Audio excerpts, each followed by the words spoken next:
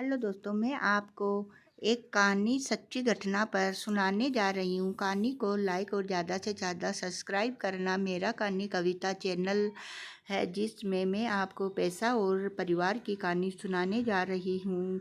गरीब आदमी के पास कभी पैसा रहता है या नहीं रहता है, उसके बारे में मैं आपको बताने जा रही हूँ। गरीबी कैसे निभाई जाती है। रमेश एक छोटा सा परिवार था जिसमें एक खूबसूरत पत्नी और दो प्यारे बच्चे थे। उसकी पत्नी और बच्चे हर हाल में खुश थे, लेकिन रमेश इन्हें जिंदगी के सारे ऐशो आराम देना चाहता था और इसके लिए वह प्रतिदिन 16 घंटे से भी अधिक काम किया करता था। दिन भर ऑफिस में काम करने के साथ साथ वह सुबह और शाम ट्यूशन सेंटर में ट्यूशन भी पढ़ाया करता था। वह सुबह सुबह घर से निकल जाता और आधी रात के बाद घर लौटता था।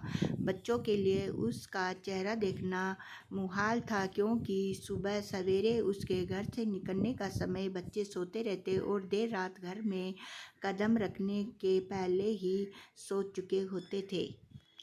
हाँ, रविवार को जरूर वह घर पर सोता रहता, लेकिन उस दिन भी वह किसी न किसी काम में व्यस्त रहता और उसका समय परिवार के साथ न बीत कर काम करते हुए बीतता। परिवार उसके साथ क्वालिटी टाइम बिताने का बस इंतजार करता रह जाता। पत्नी अक्सर उसे कहा करती कि उसे घर में वक्त बिताना चाहिए, बच्चे उसे बहुत मिस करते हैं। उस वक्त वह यही जवाब देता कि वे सब मैं उनके लिए ही कर रहा हूँ। बढ़ते घरेलू खर्च और स्कूल खर्च के लिए मेरा ज़्यादा काम करना ज़रूरी है। मैं उन्हें एक अच्छी ज़िंदगी देना चाहता हूँ। रमेश की वह दिनचर्या वर्षों जारी रही। वह यूं ही परिवार को अनदेखा कर कड़ी मेहनत करता रहा। इसका प्रतिफल भी उसे मिला।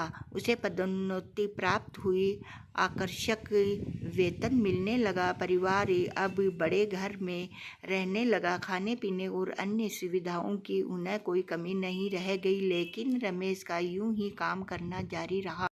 वह अधिक से अधिक पैसा कमाना चाहता था। पत्नी पूछती कि आप पैसों के पीछे क्यों भाग रहे हो? हमारे काम जो भी है हम उसमें खुश रह सकते हैं। तो उसका जवाब होता कि मैं तुम्हें और बच्चों को दुनिया जहाँ की खुशियाँ देना चाहता हूँ। बस कुछ साल और मुझे मेहनत करने दो। पत्नी चुपचाप हो जाती।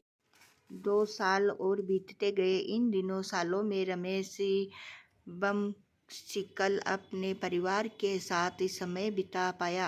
बच्चे अपने पिता को देखने, उससे बातें करने तरस गए। इसी बीच एक दिन रमेश की किस्मत खुल गई। उसके दोस्त ने उसे अपने व्यवसाय में हिस्सेदारी की पेशकश की और इसी तरह रमेश एक व्यवसायी बन गया। व्यवसाय अच्छा निकला और रमेश को पैसों की कोई कमी नहीं रह गई थी। उसका परिवार अब शहर के सबसे अमीर परिवारों में से एक था।